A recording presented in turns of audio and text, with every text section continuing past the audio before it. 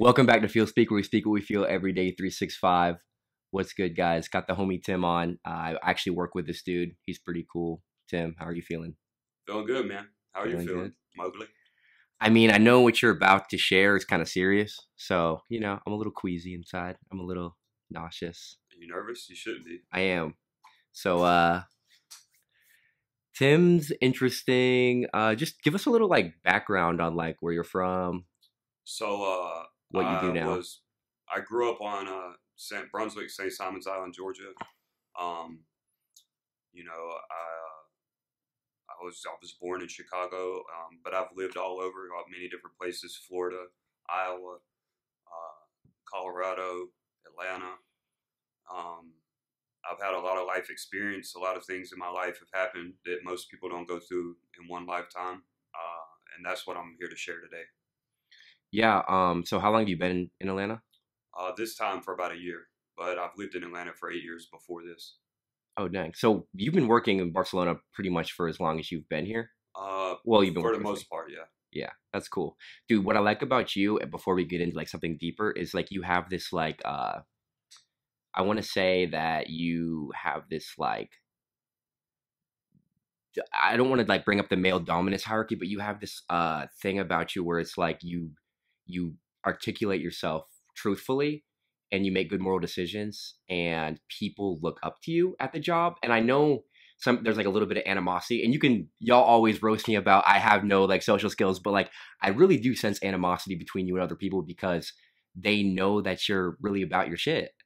Like you take the job relatively serious and you're probably one of the best performers. There's some other really good people there too, but people know that and they can kind of like they treat you as if they know that, and I guess it intimidates them because I can kind of feel that like an energy around them, if you understand what I'm saying. No, I understand what you're saying. I mean, I just take pride in what I do. It doesn't matter what I do, I take pride in it. And I try to make sure that, um, I lead by example. Like if I ask someone to do something, I would have done it myself. And I'm not going to ask someone to do something that I haven't done.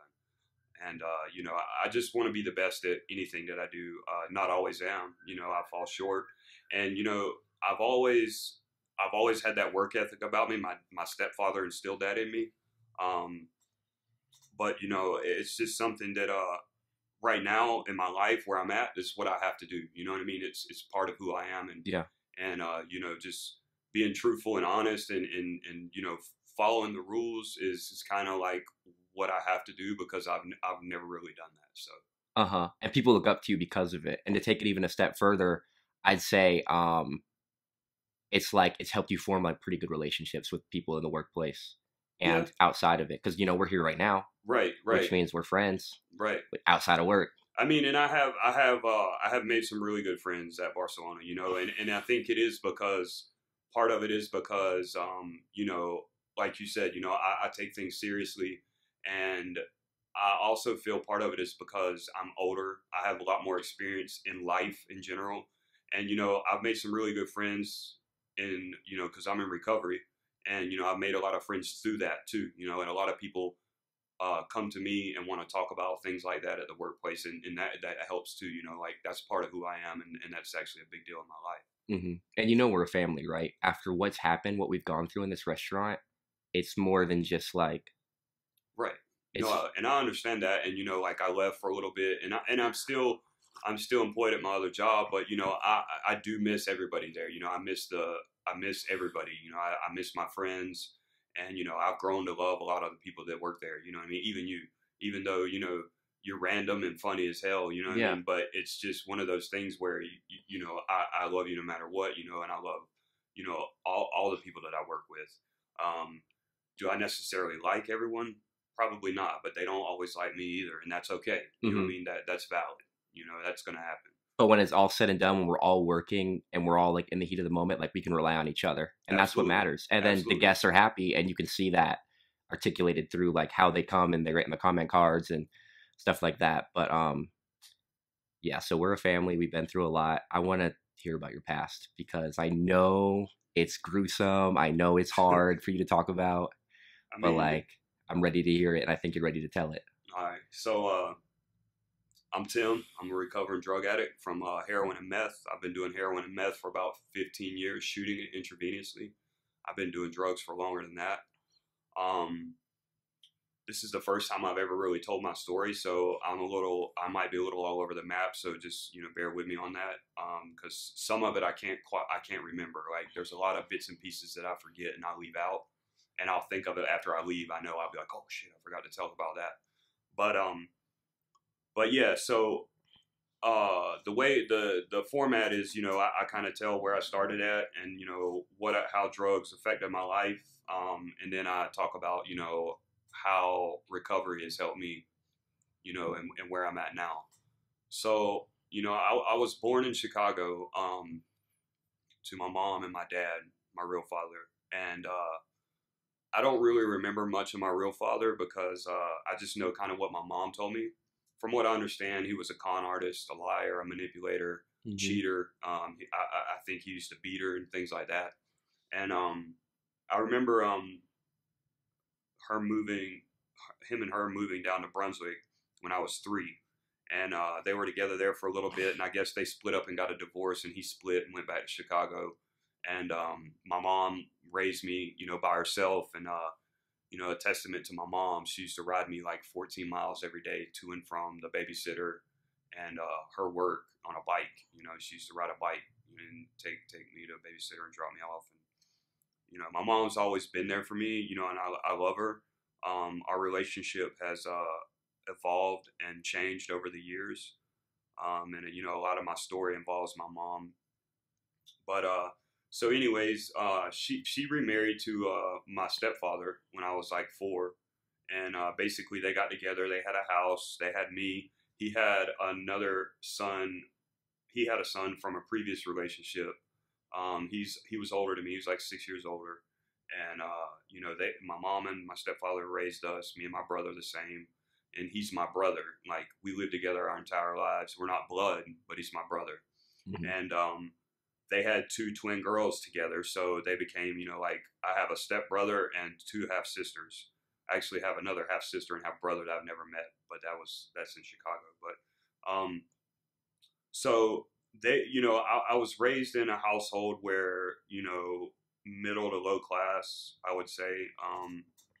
It seems like as much as I can remember, my parents were always struggling to pay the bills, not because they didn't work, just because, they just weren't making enough money, and at their jobs. And, my mother was an alcoholic. My stepfather was an alcoholic.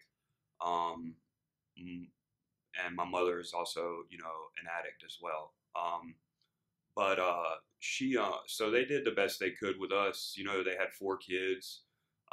My stepfather was really mentally and verbally abusive, not physically, but mentally. Like I was overweight when I was a kid, younger, and he used to, pick on me for being fat and eating too much and things like that. And I was also the middle child, and I was also a stepchild. So like I didn't really, like, he had his son and he had the 2 girls, and I wasn't his. So there was a bit of a disconnect there, So me and him always got into it, and growing up, I always looked for his admiration and respect, and he wouldn't give it. He was in Vietnam, and he was a perfectionist, so it was very hard to please him. But he loved me, and he raised me the best he could, and so did my mom. And needless to say, growing up as a kid, it was rough, sometimes, just with my brother being older, and that he was the only person I had to hang out with. So it was always him and his 3 friends, who eventually are my cousins. And, I always got picked on by them, thrown around, beat up. They'd always want to play football with me just so they could tackle me. And I was little as a kid. I was a little kid. And, so, my childhood was good, for the most part. I can't really complain. But, as I got older and I got into middle school and high school is when I really started branching out. I won't say that I was looking for a family, because I don't think that's quite the term I'm looking for. I was just looking for a place to belong, I guess. And, I didn't belong with the preps and the jocks. I didn't belong with the with the nerds. I was really smart, and but I instead chose to not use it. I slept in class all the time and woke up just to take tests, and I always passed my tests. And I was in gifted classes when I was younger, but I didn't care, And I ended up finding a place with the stoners and the druggies and things like that in high school, and I started smoking weed when I was probably like 13 or 14, and started drinking then. And I remember when I was 15, I had a couch bed in my room. It was a pull-out couch, and I had a whole row of weed plants behind the couch, and I had a black light or glow light or whatever it was that I was keeping them on and keeping it on. One night I left to go out and I forgot to turn it off, and my dad found it and he got super pissed. And when I say my dad, I say my stepdad. Mm-hmm. Granted, this whole time I never knew my real father. He never sent a card, never contacted me, nothing. I never knew who he was. I mean, I knew who he was, but I never talked to him or had contact with him. So, but he found it, and we got in an argument, and I either left or he either kicked me out. I can't remember, but I was like 15, and I moved in with my friend Jason, and stayed with him and his dad, and that's when things like really got. I had way more freedom. I could do what I want. I was working a job. I wasn't hardly going to school. I would always, anytime I went to school, I would leave and go to the beach because it was just more fun to be at the beach. And so anyways, after that happened, I remember my mom and my dad separated at some point or another. And my mom moved into an apartment. Well, they ended up getting back together, and I remember I was in love with this girl, my first love at the place I worked at, and she was moving to Iowa, and I told my mom that I was going to quit school and I was going to move to Iowa with this girl, and she wasn't happy about it, but I did anyways, and I got my GED as soon as I quit school. Like the next couple days later, I got my GED, took the test and got my GED, and I ended up moving to Iowa with this girl, which I thought, was magical. It was going to be her and I forever. And of course, 6 months in, she met some other dude and ended up breaking up with me. So I came back home, and I didn't really want to stay with my folks. So my mom had that apartment, and she said I could stay in the apartment. So at 17 years old, I had my own apartment, and it was like, it was just party time, like we drank all the time. We were always going to the club. I mean, I was eating acid, ecstasy, and mushrooms like every day, every other day as much as I could. I was always high on some type of, mind altering substance at that time. Do you remember the first thing you had? Like the gateway drug, or you could say? I mean, I smoked weed for the first time. Uh-huh. And then, but I don't believe weed is a gateway drug. I believe that, it's up to everybody to make a decision on what they want to do. And some people, I know a lot of drug addicts and alcoholics that, only like certain drugs. You know what I mean? It doesn't mean that, they just chose to like that. You know what I mean? So anyways, I had this apartment, and I remember I was about to get kicked out of there or something, and because I just had way too many parties. The cops were always there. I was at a party one night, and I met this girl who would later become my wife. But I met her, and she was like way out of my league, like coolest girl in school. I wasn't even in school no more. I was out. I dropped out. I was selling ecstasy to make ends meet. I didn't really have a job at the time. And, I guess she thought it was cool that she was hanging out with me or whatever. And she was from Sea Island, which is like a really rich part of St. Simon's Island. Parents had a fuck ton of money. And, I was like kid from the wrong side of the tracks, and she was a rich girl from the island, whatever. So we got together, and I ended up getting her pregnant, and her parents, were like, they had already set up an abortion date for the kid. Like, they didn't even ask us. They just set up an abortion date and told her that she was going, and we fought it. And we're like, no, we're not going. We're not getting the baby aborted. You know, blah blah blah blah blah. She was 17. I was 19, I think. And so um, we ended up. They ended up telling us the only way that they'd allow it is if we got married. So we were in love, but I don't really think at that age anyone knows what love really is. You know, and I Mm-hmm. think. You know, it was very distorted and very. I mean, of course, mine was distorted. I mean, I was always fucked up on something. Um, at this time, though, you know, I was only doing acid and mushrooms and weed and drinking. You know, I wasn't even really into hard drugs yet. And so we got married, we got a place, and I ended up lucking up and getting a job on this casino ship down where I'm from. You know, there's a casino ship that went out every night, and I got a job on there as maintenance. And I remember being 19 years old and having this job. I was making like $12 an hour. You know, I was getting mad hours. I was making bukus of money, and for a 19-year-old kid, it was a sweet gig. You know, and I remember my stepdad. Oh wait, let me back up just a little bit. When I was 18, my stepdad died. He died of a heart attack. He fell. He dropped down in the living room in front of my mom and my two sisters, and my my sister had to give him CPR. He died when I was 18, and I remember um, being in my own place, and I had just left. I was in the club the night before in Jacksonville, and I remember I was still rolling and tripping on acid and mushrooms, and my brother came over and told me that my dad had died, and I went over there to help my mom, and I was so fucked up that my mom was, you know, she was distraught, and I remember her pushing me away or slapping me or something, or telling me to leave, something along those lines. I can't quite remember, but because I was so fucked up, so I ended up leaving, and you know, so fast forward now back to where I was at. Um, when we had our own place, me and my wife at the time, I did exactly what my stepdad did. You know, I was a man. I went to work. I paid my bills. You know, I took care of my family. Like that's what my stepdad had instilled in me. You know, that's what being a man was. And to me at that point. And I remember she was going to school for radiology or something like that. So I'm paying all the bills, and you know, she's going to school, taking care of the kid.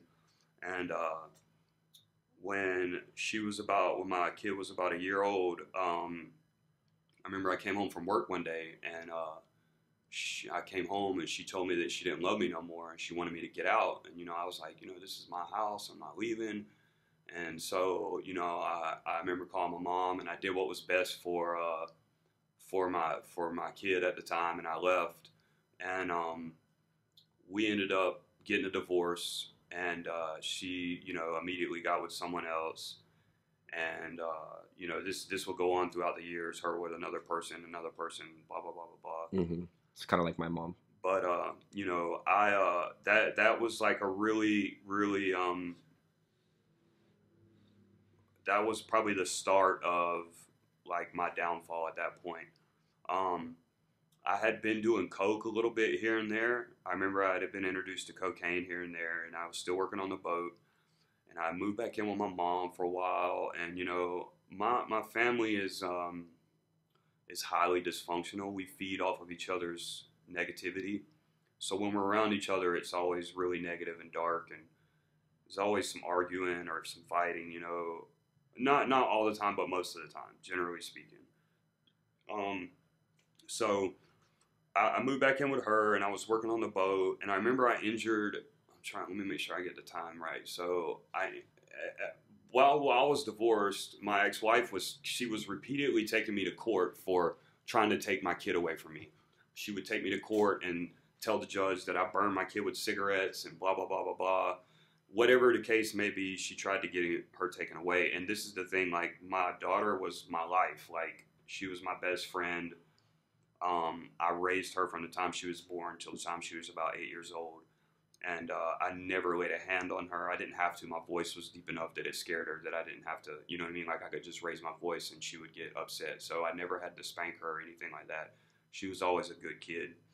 Um, and I loved her dearly. Like she was, when she was born, I remember I cried like a little girl, and you know, like it was like the best thing I've ever had happen to me, you know. And at that point, when she was born, I remember I had a purpose. You know, my purpose was to provide for that kid and take care of that kid. And somehow or another, you know, I just got lost along the way. But um, so remember now, you know, I basically at the time of 15 on, I kind of raised myself. I mean, my parents were still involved in my life, but I was living on my own and doing my own thing and moving to Iowa with a girl, you know. So I, I didn't. It's hard for a teenager to raise himself properly because he doesn't know any better. And so I did what I wanted to do, you know, and I always had a way with talking to people and a way with words and a way with getting what I wanted from people, you know, manipulating them. And so I was working on this boat and I injured my back. We had to move a bunch of slot machines off one day and a bunch on, and I injured my back. And I remember I had to have MRI done and found out I had a herniated disc in my back. I was probably like 23, 24, somewhere around in there. And I remember my friend, he had a little thing going with the hospital where he knew this girl and he would get her to change the name, the birth date, and all that on the MRIs.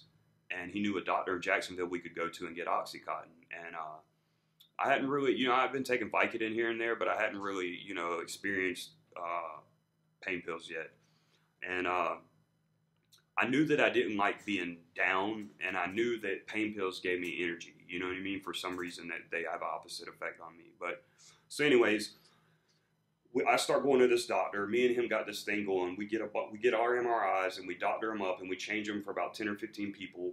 And you know, I'm getting 60 oxys a month. He's getting 60, and then all those other people are getting 60, and we're getting 10 from them each time. So we have like a little scam going with this doctor in Jacksonville. We got a good thing going. I'm not even doing them. I'm selling them. Mm-hmm. I'm making so much money. Like I'm making like $2,500 off of my script, and then I'm making about $1,000 a week on the boat. You know, and so of course I start doing more coke. I'm seeing my daughter. I'm getting my daughter like a couple days out of the week, and on the days that I get her, I don't get high at all. I don't have drugs around her. I don't have my friends around her. It's just me and her, and so. You know, I'm still getting high, you know, so, I mean, and I think, you know, I was really hurt at the time that, you know, she had left me, and then the whole fact that my family was destroyed, and, you know, and the thing is like my dad, my real father left my mom whenever I was 3, and, or they got split up, and he never contacted me, and I swore all my life I would never be like him. And I was exactly that, basically, because I couldn't be around my kids, so I felt like I was my dad. And so anyways,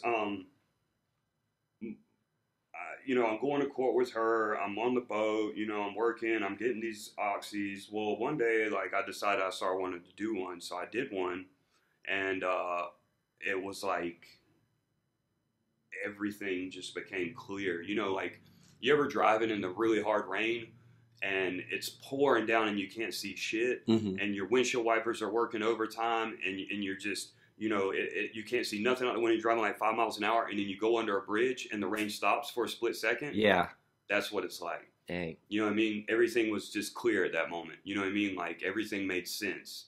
And, you know, I fell in love with opiates. So I start doing them, and, you know, I'm selling them still, but I'm not selling as many as I was. And at this time, I had met this girl on the boat. She was a cocktail waitress, and we had become close. We were together for a while. And, you know, I ended up getting, from when my stepdad died, it was a medical malpractice suit. And my family ended up getting money from this medical malpractice suit. It was like 25, 30 grand or something like that, right? So I got like 30 grand. Everybody else got like 30 grand. That's a lot. Right. So I bought a car. I paid like 10 grand for a car. I bought it outright. And, you know, it was my car. I loved it. And, I had a house, and, you know, I was with this girl, and I had my daughter, you know, she had her own room. I was getting her like 3 days a week. Me and Erica, you know, finally had come to terms. And, you know, she was with another dude. Well, she ends up moving to Atlanta, and I have to start meeting her halfway, you know, to get my kid in Dublin. And, you know, that was really hard on me for a while, you know, because I didn't get to spend that much time with my kid after that. And there was really nothing I could do, you know, I had a paid attorney, but you know, like I making the money that I made and the money that I had, you know, it's expensive for a paid attorney. And of course, she had millions of dollars, so it's very hard to. She had the best attorney in town. It's very hard to beat money. In case anyone doesn't know that, but needless to say, um, I had I had up until this point I had been to jail a couple times. I was in jail for shoplifting when I was like 16, and then I stopped doing that. Um, I'd been to jail for possession of alcohol by a minor, you know, but I hadn't really been to jail for anything serious. Um, I remember I had a house, I had my kid, everything like that, and I was doing these oxys, and it was really, really bad, right? So I went to rehab for 30 days, and to get off of the opiates, and I came back, and I remember I was at my friend's house. He was a really, really good friend of mine, like my best friend. He's still to this day my good friend, but we're just I keep a distance between us. But I remember I went over to his house when I got out of rehab and I wanted to get high, but I didn't want to do oxys. I didn't want to do opiates anymore because I knew as soon as I did opiates, it was over with. And he had some coke, and I was like, man, you know, I was like, I can do that, man. And so he was going to give me some, and then when he was in the process of doing that, he pulled out a needle and was like, I was probably like 20, 23, 24, somewhere around in there. And I remember he pulled out a needle and he shot it up, and I was like, what? I was like, bro, what are you doing, man? And he's like, no, man, this is how I do it now, you know? And I was like, well, that's crazy, you know? And I trusted him because he was my friend. Like, if you were to say, hey, let's shoot dope, I'd be like, fuck you, you know? But I mean, So we're not friends? not like that, you know what I mean? Uh-huh. But me and him we've been friends since we were kids, you know? And I need to mention this as well. I also had another friend, his name, well, I'll just leave his name out, but I had another friend that I was best friends with since I was 3, all the way up until I was like 26 years old. He was my best friend. I loved him more than I loved my brother. You know, I would have took a bullet for this guy. Mm-hmm. All right. And anyways, so I'm over at my friend's house, and he's shooting dope, and I'm like, man, you know, he's like, man, you should try it. And so I was like, I didn't really know, but I was like, man, I trust him, you know. You know, so I remember I shot dope for the first time, and when I did that, it was like nothing I'd ever done in my life. It was the best thing ever. It's better than sex. It's better than anything. But it's also like the worst possible thing that anyone can ever do. But like, how did it make you feel? Like it was a super upper? You were just on top of the world? It's different for every drug, but I will say this, that, you know, once I did it, I never wanted to go back to doing drugs the regular way. Like, I never would allow myself to. I remember people would cut me out big ass lines of coke like this, and I would scoop it up in a piece of paper and fold it up and save it for later till I could get to a bathroom or somewhere where I could shoot dope by myself and not, because I didn't want anyone to know that I shot dope, you know? Yeah. So you can shoot dope into your skin. In a vein. Dang, I never knew that. There's a scar right there and a scar on this arm from, you know, where I shot dope at. You know what I mean? I blowed out a vein in this arm from shooting dope. So, anyways, so I remember shooting coke with him. And after that, I stopped. Opiates were the last thing on my mind at that point because I was shooting coke and it made me feel so good. The problem is that my life spiraled out of control quickly. Like, I remember that's all I thought about was shooting coke. That's all I did. I shot coke all day, every day. I remember working in a restaurant, and I was waiting tables, and it would be like super busy, like dinner rush in there. And I would be run to the bathroom right quick, and I'd have on like a long sleeve white shirt, and I would run to the bathroom right quick and shoot coke. And I wouldn't have time to clean the blood off of my arm, so I would I would wipe it, and I'd roll my sleeve down, and I'd be out at the table like talking to people, and there'd be blood spots on my shirt. You know what I mean? So that's how bad it was. Like, I was stealing money anytime I could. You know, I was doing just the worst possible, you know, thing. I was doing anything to get the coke, right? Mm-hmm. So anyways, sometime around this time, I did that for like a year or so. And then I stopped. I was like, I can't do this shit no more. Like, I was wearing long sleeve shirts in 100 degree weather, sweating, and because I couldn't show my arms to my family. And I remember my mom found out, and she was just disgusted with me, you know, and Cool. I started doing Oxycontin again. And I remember one day I was walking up in the casino and there was a slot machine that was unlocked, or the lock was broke on it. So basically, I finagled a way to where I could take a little bit of money out of the slot machine without it being noticed. So every day or every other day, I would take about $600 to $800 out of the slot machine, and I would go to my plug and I would get pills because at this point I wasn't going to the doctor no more. I was buying them off the street, and they were super expensive. Mm-hmm. So I was doing this every other day for about 6 months. Well, at some point or another, they caught on to it, and I mean, it doesn't really matter how or why, but one day I came into work and I had always made sure that I turned the cameras when I went into the casino to take the money, right?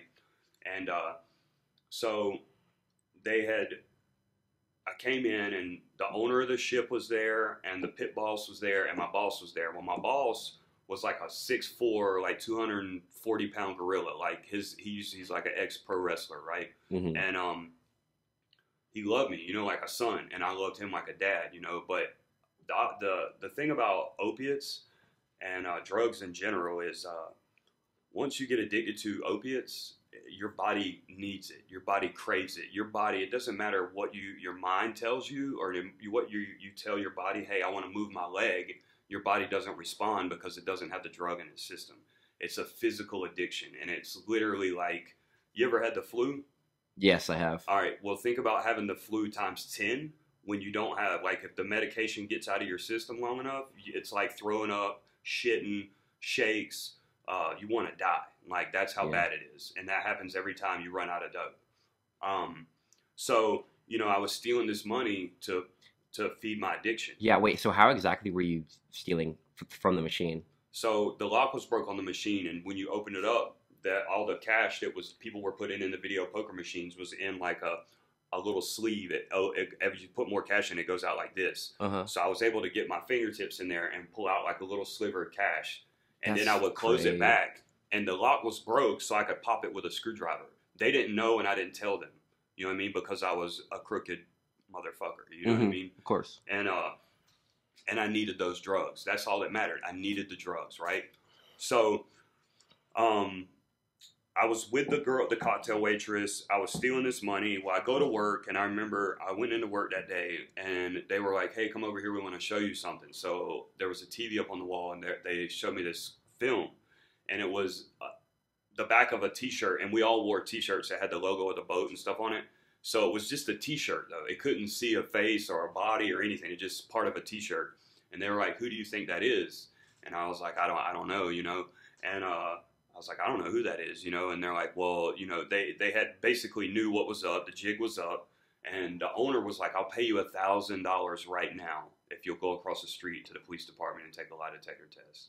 And I was like, no fucking way. So as soon as I said no fucking way, he was like, you can get the fuck off my boat then. And my boss came across the table and tried to grab me. He was like literally going to kill me probably. And just because he was so betrayed, you know what I mean? No, definitely. And I felt like shit for it, but I ran off the boat, and they didn't press charges because they don't put that, they don't want it to be in the papers where, you know, people steal money from a casino ship. They don't want people to know that you can just come on there and steal money, or that it can be stolen, or that happened. Yeah. So they didn't press charges, and not only that, they didn't have any proof. But over a period of like 6 months, I think I stole right around in between 10 and 15 grand. You know what I mean? And that's how much I spent on drugs, my car, my bills. And so I had been paying my bills mainly, and, you know, doing things like that with that money. And, you know, I'd already pretty much burned through the 30 grand, you know, with the car and just spending on shit, going places, buying drugs, because my drug habit really took off. You know, I was having problems with my ex-wife, you know. And I remember basically what happened is, I'll just kind of speed this up a little bit. So what happened is I had lost my house. I had sold my car.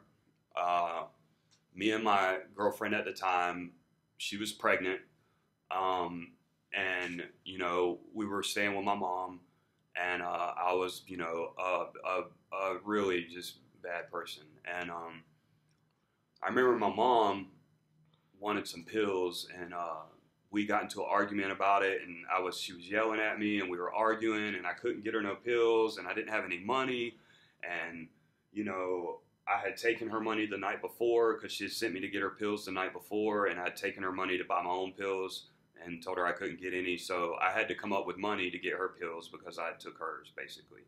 So I went out and I took the car and I left, and it was Father's Day, and my daughter was at my house with my girlfriend, and she was pregnant, and I went to the store. I went to the store and I walked in. I'd get me a Pepsi or something like that, and you know, I didn't really have an idea of what I was gonna do. I was just spitballing at this moment. I was sick. I was dope sick, and you know, I needed to. All I knew is I wanted to get these pills and shut her up and get high, you know, so I wasn't sick no more. So I walked in the store and I walked up to the counter, and the guy, basically I went to pay for my drink. The guy opened the cash register and the phone rang. And when the phone rang, he turned around to grab it. And as soon as he turned around to grab it, it was like a split second decision. I reached over and grabbed the money out of the register. Mm-hmm. And I hauled ass. I left. I went and got some pills, came back. Well, basically I was sweating the cops and shit like that. And, you know, I took a friend with me and I told him about it, and we went to go get the pills, and he came up with this elaborate cover story that if the cops find us, this is what we'll say. And he's like, I got your back, blah, blah, blah. So as soon as I'm pulling up at my house, the cops are already there because they got my license plate from the store. So the cops were already waiting at my house for me. I get there, they arrest me in front of my kid, my girlfriend, my mom. And you know, I go down to the police station. I'm telling them this elaborate story that me and my friend came up with.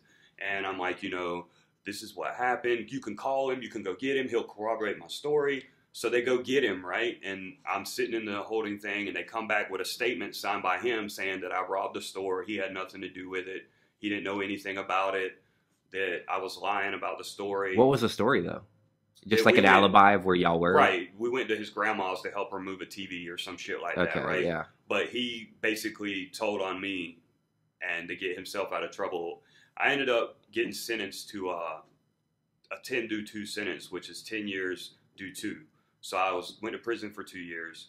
And now... How old are you when this happened? Oh, shit. Probably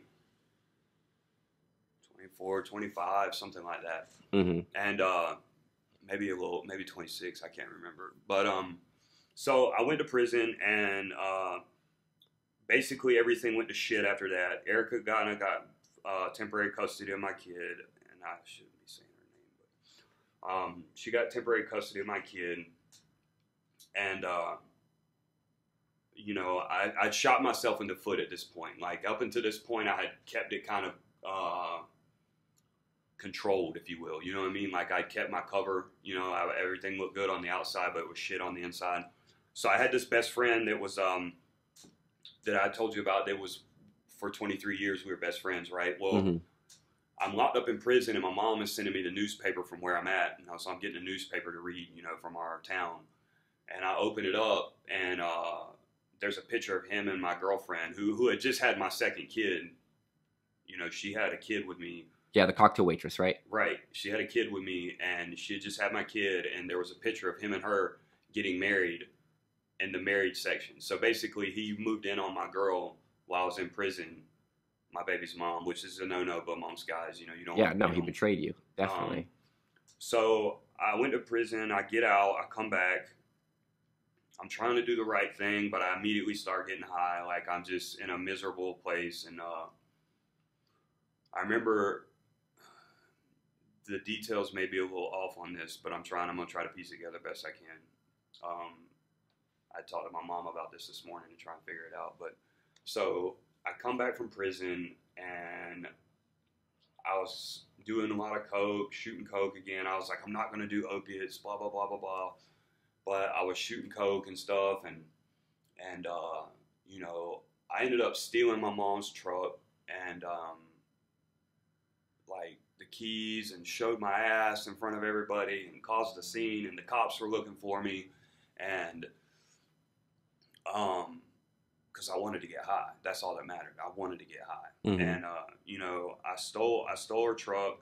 So she called the cops, of course, and you know, this girl that I was talking to at the time, you know, my ex-wife basically didn't have nothing to do with me. My ex-girlfriend didn't have nothing to do with me, but I was talking to this girl that my mom knew at the time, and was hiding out at a friend's house, and I called her, and she came and picked me up, and I left the truck there. Well, a couple days later, probation. I was on probation. So I had 10-2, which means you do 2 years, you get 10 years probation, right? Holy cow, that's a lot of. So I at this point, I was probably like 4 years into my probation, and I got arrested I got charged with another robbery, because the difference between robbery and theft is if I take this glass right now in front of you, it's robbery. If you walk away and I take the glass, it's theft. So that's the difference between a felony and a misdemeanor. So there's a victim involved. That means it's a felony. So anyways, I got charged with another robbery, theft of a motor vehicle, and some terroristic threats or some shit like that. And they were like, we won't lock you up. They were going to send me to prison again. They were like, we won't send you to prison, but you need to sign another 10-year probation sentence. So I'm already 4 years in, so I only had 4 or 5 years in. So I only had like 5 years left on paper, but I signed another 10 years thinking just so I wouldn't go back to prison. And after that happened is when, you know, my best friend who married my baby's mom, they took me to court to take my daughter away from me, and they did. They succeeded in doing that. This is your second daughter? Kid, yeah. Okay. So then after that, somehow or another, I got locked up for a bench warrant. When I got locked up for a bench warrant, while I was in prison, your child support never stops running. You have like it still goes no matter what. And so I had accrued a large sum of child support while I was in prison. Well, when I got locked up for the bench warrant, my ex-wife's lawyer came to jail to see me, and she said, you know, you owe like $5,000. She's like, you can pay the $5,000 or you can sign the rights away to your daughter. And this was my oldest daughter, who was like 8 at the time, right? And you know, before I had gotten locked up this time, I remember I was on supervised visits with my kid, and I wasn't showing up. I was late sometimes because I was getting high. You know, the bottom line is, and the brass tacks of the situation is, I chose to get high rather than be a father to my kid. And that's just what it is. You know what I mean? And at this point, everyone knows you're a druggie, right? Because before you were able to hide it. Yeah, everyone knows I'm a drug addict. Everyone knows I shoot dope. You know, everyone knows I'm a POS. You know what I'm saying? And so I remember coming back from prison, though, and I remember sitting across from my daughter, who was 7 at the time.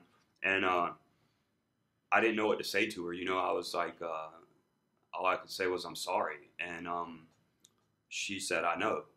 And then she told me that, she's like, it's okay. And she said, my ex-wife's new husband, she said, he's my daddy now. You know what I mean?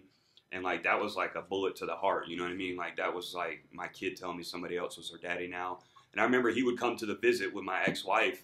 And while I was playing with my kid, he would antagonize me in the play area, like calling me a piece of shit, calling me a bad father. How come I can't get my shit together? He would be saying all these things while I'm trying to play with my kid at the playground at the place we met at.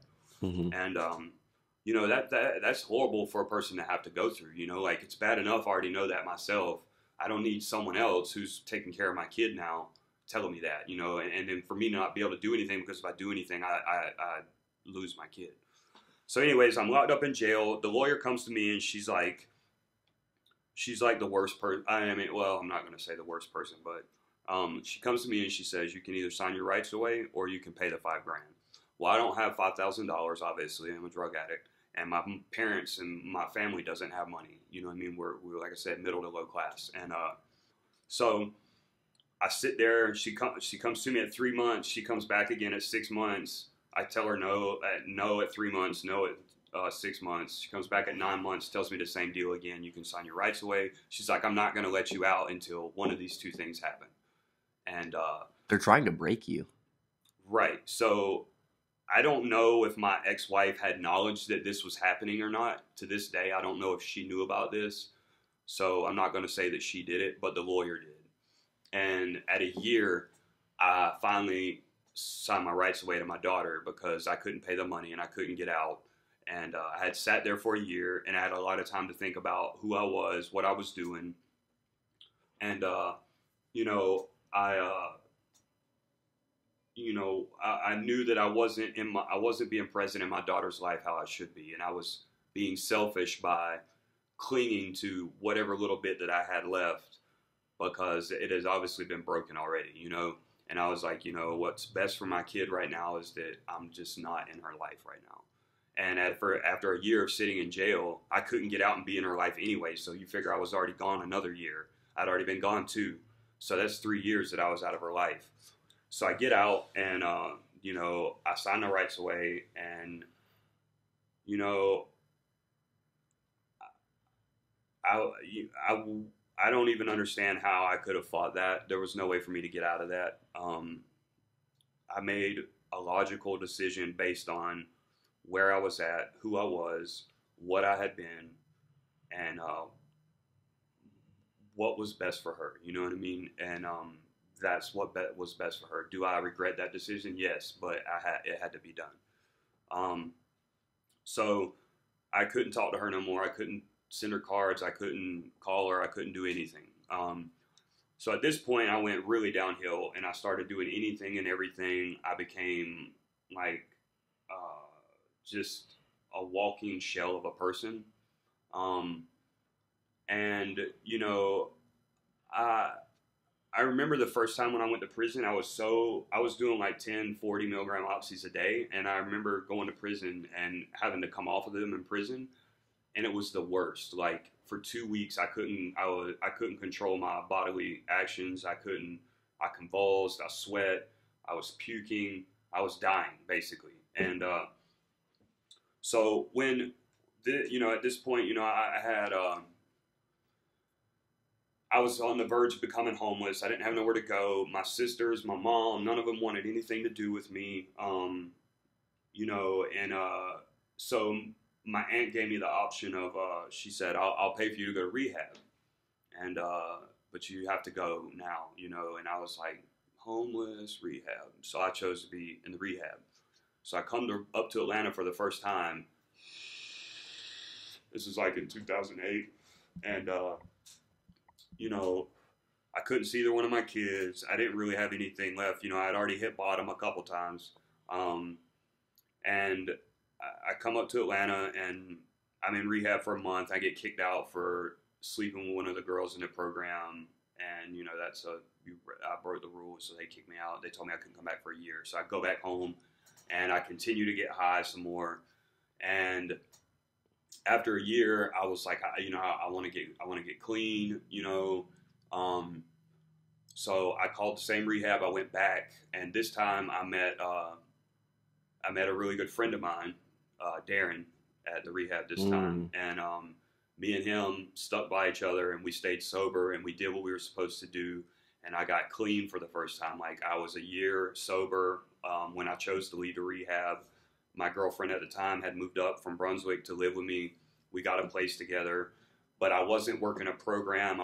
didn't have a sponsor. I wasn't doing the things I was supposed to be doing other than hanging around the rehab. I used the rehab as a thing to keep me sober, and it was wrong. So I'm living with my girlfriend, and I'm working in a restaurant, and I'm still doing manipulative, shady shit. Like I'm doctoring credit card tips. I'm, stealing money out of the bar drawer. But for what if you're sober? I wasn't. Oh, this is after the year. This is like 4 years in. So like 4 years in, I'd started getting high again on pills. I'd started taking Adderall. I was prescribed Adderall because I have ADHD. So, but the thing about that is it triggers me to do other things too. So I was drinking. I was getting coke. I hadn't got back into pills yet, but I was getting there. I was on my way. So my girlfriend found out, and she kicked me out, like literally kicked me out of the house right then. I had a bag of clothes, and I was walking down the road, like didn't have nowhere to go. And I was like, fuck this shit. You know what I mean? So I ended up talking my way back into the house, and I got clean again. I didn't get clean again. I just stopped doing drugs. Well, I had double hernia surgery, and I had double hernia surgery and basically got hooked on pain medicine again. Um, I did a bunch of foul shit to her. You know what I mean? I did a bunch of foul shit to her. I stole from her. Um, just did some fucked up ass shit, and we ended up splitting up. She didn't want to have nothing to do with me, um, and splitting up. I went to work for the rehab that got me sober. I went to work there, and I remember I was doing heroin at the time. I had started doing heroin now. I had graduated from pills to heroin, and I was working at the rehab as a residential supervisor. Basically, I was doing drug screens and things for other people, and making sure that they were inside, and then I would go get high in my own apartment right after that. So I was high while taking care of people who were supposed to be getting clean. You know, I was such an asshole then.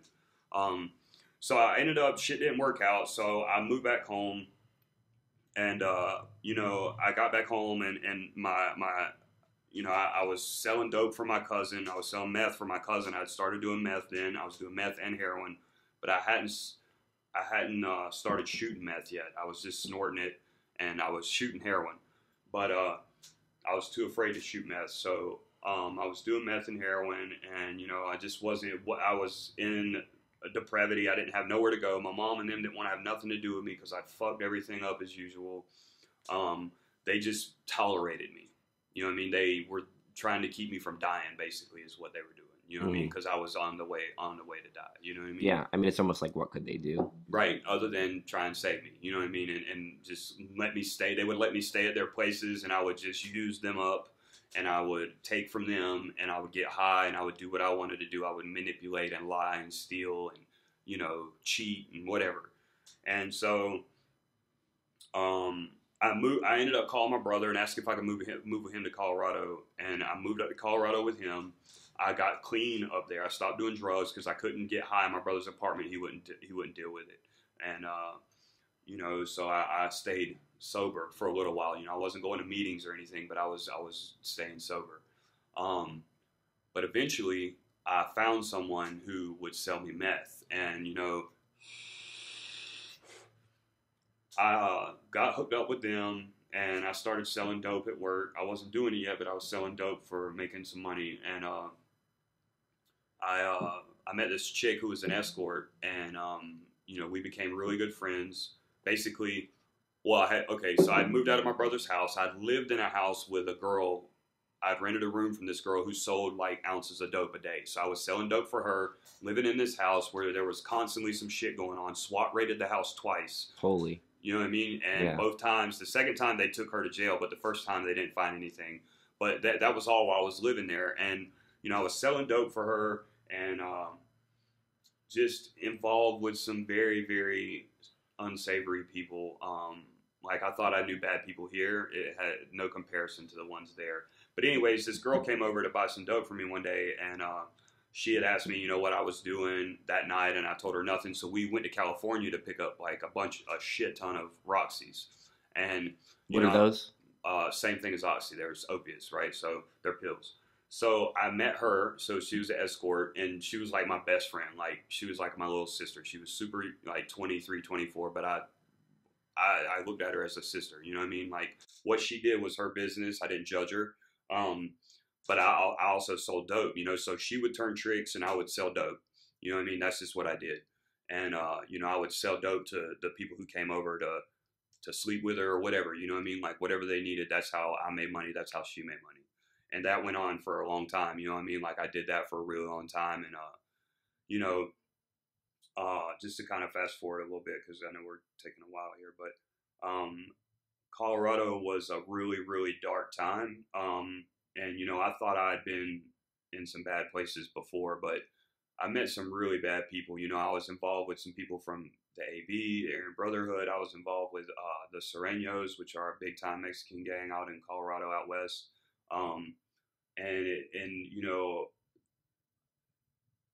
those people really scared me. Like, they would literally chop you up and leave you in the desert. Like, that's how they didn't care who you were. They didn't care what you did. They didn't care what your kids did. You know what I mean? They would kill them too. Mm-hmm. And, you know, me as a person, it just conflicted with everything I did. Even though I was getting high and selling dope and doing things, it conflicted with every part of my being. So I ended up getting caught with some heroin out there. I get charged with heroin. You know, I skirt the system. I run on the I get let out on bond. I haul ass back to Atlanta. I come back to Atlanta. I end up going back to Colorado. I get arrested again for a warrant for my arrest for hauling ass. I get out on bond again, and I try to do the right thing. And you know, I'm staying out of trouble at this time. Well, they put me on probation.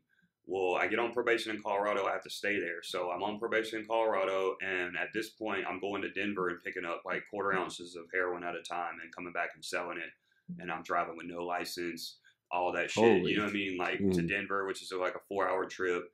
I'm selling heroin. I'm hanging out with escorts. I'm living with them and their spots. You know, they take care of the hotel, the apartment, whatever, and I just trap out of the hotel.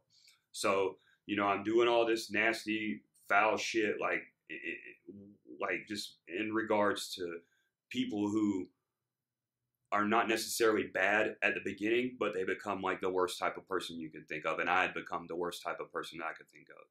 And I ended up getting my probation officer calls me in. I get a hot drug screen, and he locks me up. Well, he locks me up trying to send me to a rehab, and I'm like, fuck that shit. I'm not going to rehab again. I wanted to get out and get high, right? I had shit to do. I was sick in jail.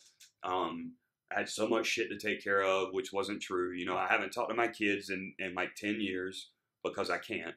They don't really know. My youngest daughter doesn't even know who I am. She thinks my best friend is her dad. So I get locked up, and I tell them that I want to do my time. So they give me like 6 months in the county jail up there in Colorado. This is like 2 years ago. So they give me like 6 months. I'm in the county jail. I get put on this trustee thing where I get to go outside. I start bringing in cigarettes and shit, you know, trying to make some money, trying to fucking hustle. You know what I mean? Like, that's what I do. I hustle. And I get caught bringing cigarettes in. I get another 3 months added onto my time, so I ended up doing like 9 months in the county jail up in Colorado. I get out, and as soon as I get out, my mom wires me some money, and I start getting high again. And I ended up doing something to my back to where I had to go to the hospital because my back fucked up. So I go to the hospital, and I don't have a place to live. I don't have shit. All my possessions are gone. Everything I've had in my life is gone. You know, family, friends, kids, cars, houses, money, all that shit's gone. You know what I mean? Nothing. I have nothing. I have nowhere to go. I'm in Colorado. My brother won't take me in. I'm sleeping in his fucking truck that's broke down, and you know, it's not broke down, but it just doesn't drive. But I'm sleeping in that truck at night and wandering around during the day trying to fucking get money, to get drugs, to hustle, basically homeless. I can't get back and forth to Denver no more, or else I would be getting money that way. So I call my mom up, and I'm like, you know, crying and shit, and I'm like, I'm done. I'm just ready to come home.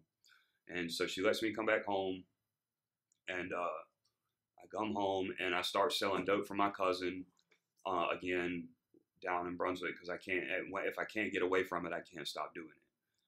So I'm down in Brunswick, and my mom's begging me to go to rehab. She's begging me to get help. You know, my mind starts. I have what doctors call schizophrenic psychosis, basically from lack of sleep and hardcore drug use over the years. It causes my brain to go into schizophrenia for momentary times. You know what I mean? So I start hearing shit, seeing shit, thinking people are out to get me, like super fucking paranoid. And the thing is I can't discern between reality and fiction because my mind is broke. Yeah. Is that like PTSD? I mean, I don't know what it is, but it happens when I get high. You know, like if I get high, it's immediate psychosis. So at this point, I still, again, don't have anything. I'm living with my mom. You know, I don't have a job. Can't get one. You know, I'm a 6-time convicted felon. You know, my record's fucking shit. I've been to prison one time, been locked up 3 other years out of my life. You know, I have nothing to show for it. I'm 37 years old, and you know, I have been pretty much a sketch piece of shit my entire life. You know, always for myself. So I tell my mom I want to go to rehab, and she sends me up to, well, she pays for the bus ticket, which was like, so my mom pays $25 for the bus ticket. She didn't really have any money. She couldn't give me no money. I come up to Atlanta with a bag of clothes, and that's it.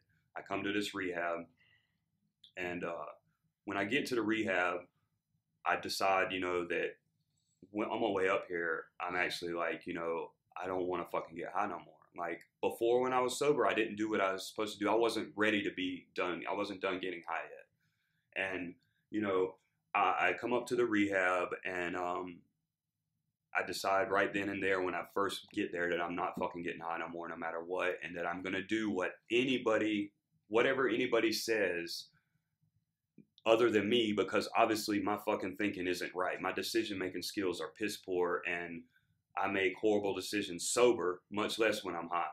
I've made the worst life decisions. I've hurt a lot of people. So I decide that I'm gonna, you know, do what they asked me to do. So they asked me to go to meetings. They asked me to get a sponsor. They asked me to get a job. Now, keep in mind, I had a bag of fucking clothes. That's it. You know what I mean? No money, no nothing. You know what I mean? I was eating ramen noodle soups that people were giving me while I was in rehab. So I start going to meetings. I get a sponsor. I luck up and get a good job. And I'm working at a job for a while. I'm going to my meetings. I'm doing my sponsor ass. I'm working the steps, you know, the 12 steps. And, you know, I've never had, I don't believe in God. I have a higher power, but I just don't believe in God. But I was never a person that would think that 12 steps and going to meetings would help me stay sober, especially a person like me who should be dead. My mom tells me all the time that she's like, you should be grateful you're alive because you'd be dead 10 times over. Mm-hmm. So she, or anyways, I come up here, you know, I start doing what I'm supposed to be doing, and I decide, I think about 3 or 4 months in, I get a job at Barcelona. 3 or 4 months in, I was sober, I think, at the time, and I meet you, and I meet Andres, I meet, you know, my other friends there, Mm-hmm. and, you know, and my friend Darren was there, and, you know, me and him went through rehab together before, we're going to go through it again this time.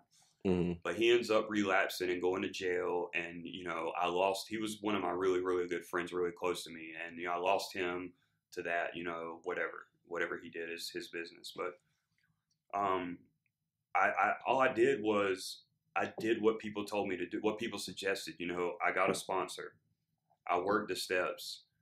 I got honest with myself. I got honest with other people. I started sharing things about myself with other people, sharing parts of my story with people, my experience, strength, and hope with other people.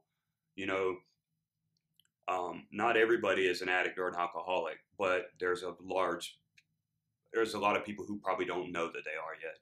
And I knew from in my 20s that I was, you know, but I just fought it the whole time. You know, I never wanted to stop getting high. I wasn't done yet. You know what I mean? I had too much carnage to cause, you know, and that's what I did. I caused carnage.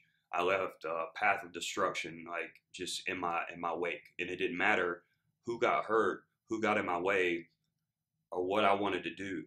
If it was what I wanted to do, you get the fuck out of the way, or you just get hurt. That's just how it went down. And it didn't matter how I went about doing it, but I went about doing it. I would steal, I would rob, I would lie, cheat, manipulate. I would, you know, I didn't care. You know what I mean? And so I got sober, you know, and then, you know, like I said, I came up here with a bag of clothes, and you know, here I am 13 months sober now. You know, I just picked up a year a month ago. And Congratulations. That's crazy. Thanks, man. Because, dude, I had no idea that this much stuff had happened to your life. And it makes sense to me now, because 13 months, this is just a year ago.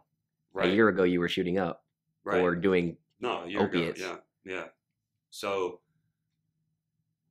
So I remember when I started at Barcelona, I was telling everybody I was going to get a car. I didn't have a license for 7 or 8 years because I thought I was going to beat the fucking justice system. And I was like, I'll show them I'm not paying this fucking ticket. You know, I'm not giving them my money, and they took my license from me. But I started saving money. You remember, I started saving money. I was telling everybody I was going to get a car at my 6 months. Mm-hmm. And when I got 6 months sober, that was my plan. I saved up the money. I saved up, you know, the money to get my license back. I got my license back. I got a car. That was the first thing. That was the first big accomplishment in my recovery that really made me think that, you know what, maybe I can do this shit. Maybe I am capable of doing the right thing and not stealing from people or not lying to people or not cheating people in order to get what I need, you know? And so that was the first big accomplishment, you know. And then the next came when I got out of the rehab. I moved into a place of my own. You know, since I've been sober, you know, I've made so many friends that are like truly my friends. You know what I mean? Like it doesn't, we might joke and laugh and play around, but everybody knows that what I say is, you know, I mean it. You know what I mean? I'm genuine with what I say. You know, I could be an asshole sometimes. I know that. You know what I mean? I've always been an asshole. You know, I mean, if you thought I was bad now, you should have seen me years ago. You know what I mean? But the thing is, you know, I owe everything to this program. You know what I mean? To AA, to NA, SA, CA, CMA, whatever. Yeah, but OA. I also feel like you owe everything to people because you go out of your way to help people all the time, and we make fun of you for that. But like I feel like if someone's on the side of the road, you'll probably pull over and be like, "Can I help you?" The thing about, you know, the program of AA and things like that is that service work is part of it. Like we're supposed to help our fellow addicts and alcoholics, and you know, this is what I have to do. You know what I mean? It makes me feel good to help someone else when, you know, and granted that's probably a selfish thing, but at the same time, I'm helping someone else instead of trying to get, so I'm not trying to get anything from them. I don't want money. You know, like I just gave a friend a ride to Marietta Square earlier before I came here for probation, and he tried to give me gas money and I wouldn't take it because I'm just grateful for the opportunity to help. And you have a really nice car, by the way. I appreciate it. That's an Acura or Honda? It's an Acura. That's fine. But you know, and that's my thing. Like that's my car. I saved up money to get it. You know, it's mine. You know, I worked for it. I earned it. And just like I've earned everything that I have right now, I've earned by doing the work, following suggestions, helping other people, and just being honest and doing the next right thing, you know? And I you know, right here, I can sit right here right now and tell you that today I'm not going to get high.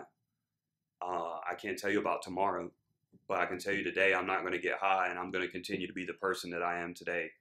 You know, and I'm always constantly trying to better myself and make myself better so that I can be there for other people. Because if I'm not better, you know, when the day does come that my daughter wants to be in my life again, if I'm not better, how am I going to be there for her? You know, I don't want to be a junkie shooting dope when she comes around and says, "Hey, Dad, I want to be in your life." You know, and you know, that's really all that matters to me besides myself. You know, so. I appreciate you letting me share, man. Yeah, no, thanks for coming. No, that's awesome. I really do. I'm happy you came. I'm sure Andreas is cool. He's over on the side chilling, but he's like sleeping over there right now. Yeah, no, dude, it's just. So, do you have any questions? It's blowing through my mind. I do. I mean, it just seems like analysis of your situation is crazy. Like you're in and out of jail, you're in and out of drugs, you're in and out of relationships. It's like you're physically constrained because you're in jail, and you're mentally constrained because this guy that your ex-wife is with is like literally just talking shit over your shoulder like a devil. So you're mentally constrained, and then you're financially constrained because you have a lawyer coming to you asking you for money, and like it's trying to make you pull your humanity away from you. They're trying to make you say like you don't want your daughter. And it's like, how can a man say that he doesn't want his kid?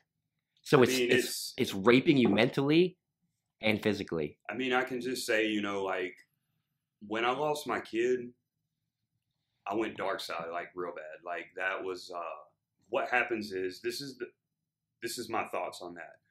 If someone's kid dies, that's horrible. It's a tragedy, right? Mm-hmm. If someone's kid is taken away from them and they know that their kid is still in the world, but they just can't see them because the law says that they can't, even though they might be the best father in the world, you can't beat, you know, people always say, "Oh, I'll go and beat up somebody, or I'll go over there and take my kid." If you do that, you'll be in prison. You know what I mean? Like there's no there's no middle ground. You'll be in prison and you can't be there for your kid. The only way that I can be there for my kid right now is if I stay sober. That's it. Mm-hmm. You know what I mean? That's the bottom line. If I don't stay sober and do the next right thing, I'll never be able to be there for my kid. I'll never be able to be there for my family. I'll never be able to be there for you. You know what I mean? That's just the bottom line. I'll steal money from work and I'll be out getting high. You know what I mean? Like that's probably some dumb shit. But I mean that wouldn't happen. But you know what I'm saying? No, yeah, that's what you have to go through. But next. where I'm going with this is when my kid got taken away from me and I lost her. It literally ripped out a piece of me. You know what I mean? And that piece of me that it ripped out was the good part. And so at that point, I didn't care if I lived or died. I didn't care if I died. I didn't want to kill myself. I never tried to do that, but I was too lazy to kill myself. You know, I was like, it's too much work. But I didn't care if the drugs killed me. You know what I mean? I did enough to where it could kill me. Mm. So, you know, that's just where I'm at with that. Yeah. You know, like, I mean, it's a horrible experience. You know, I don't wish that upon nobody. But okay, I'm grateful to have come out of this the way I am today. Well, we're grateful to have you, honestly. And you have to go to work really soon, but I have one more question. It's kind of like, so towards the end, you said that when you came back, your mom got you that $25 bus ride. I'm thinking like, what clicked inside your head where you're just like, fuck drugs, fuck everything that I've done in the past. I'm going to bear up as much responsibility as I can and for myself and my own actions and accept where I am. And then like you're motivated now. What had to happen to get you motivated? You know, honestly, like it was a culmination of things. But the main one, probably the scariest one was, and this could be, you know, fucked up when I say it, but you know, I couldn't get high no more because every time I got high, I went into a schizophrenic episode to where immediately I was seeing shit, hearing shit. It wasn't fun anymore. Does that make sense? I wasn't getting any enjoyment out of it anymore. I was actually getting frightened for my life out of it. And when I literally was telling my mom that I was like, maybe I'm schizophrenic from the drugs, you know, she's like, you're not schizophrenic. You're just getting high too much and you're doing too much. You know, you're not schizophrenic though. And as soon as I stopped doing the drugs, my mind became clear again. Mm-hmm. So I thought it's kind of a blessing.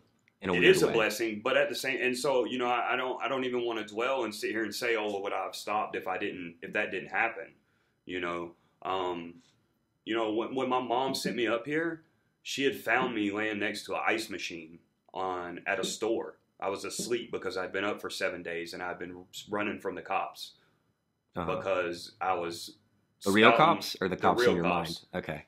Because I'd been spouting schizophrenic shit to the people at the hospital. I was at the hospital telling them that people were trying to kill me. And, you know, I ran from the cops and the security and I couldn't run no more physically. Like my body was just exhausted. So I fell asleep next to an ice machine and that's where my mom found me at. And that's when, you know, after I woke up from a 3-day nap, she told me, you know, like she'd pay for me to go to rehab if I wanted to go. And I was like, yeah. Dang, bruh. That's crazy. But that's awesome. And here I sit right now, you know what I mean? Yeah, no, definitely. You sit here 13 months sober, doing big things.